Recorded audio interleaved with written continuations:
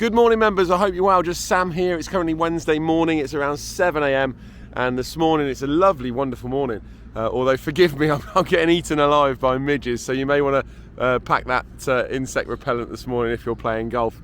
This morning out on the golf course, we are cutting the greens, cutting approaches, changing holes, and we are also following this up with a greens and approaches fertiliser spray. Now, just so I give you a little insight into how we decide when and what to apply to our surfaces here at North Hants. On a regular basis, we spray a product called Primo Max, which is active ingredient is trinopacethyl, and this is a plant growth regulator. So it's effectively an anti-gibberellic acid. Gibberellic acid in the plant makes the plant grow upwards. This is an anti-gibberellic acid, so therefore it restrains the growth upwards and encourages it outwards, so you end up with more sward density.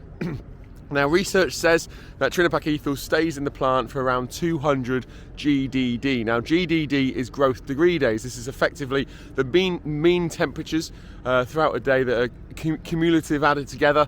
Once they get to 200, effectively the research says that product has grown out the plant. So therefore, we try and apply every 150 GDD. So therefore, what we don't want to have is a big flushing growth suddenly drop down, big flushing growth suddenly drop down. So we try and get in before the product's out the plant so that performance stays there or thereabouts. So that's how we decide when to spray our plant growth regulators. Also on top of this, we will mix it with some fertiliser. So this morning, Martin's out with a bit of ammonium sulphate and a bit of potassium nitrate as well. Now, an industry formula that I did some research into back in January, based on clip rates, clip yields, moistures, temperatures, air temperatures, soil temperatures, lots of the data that we take, plug all that into a formula and gives you an indication of what the surfaces may need in nitrogen. So it will give you an indication of units of nitrogen that the surfaces may need based on all those conditions. So I use this as an indicator, but there's also obviously still an element of greenkeeping with your hands and feet. You still need to come have a look at them, have a feel, and get to know your surfaces. So this morning, for example, based on all the data that we have and how I feel the greens are performing, we're going at a 2 kg a hectare rate of ammonium sulphate and potassium nitrate.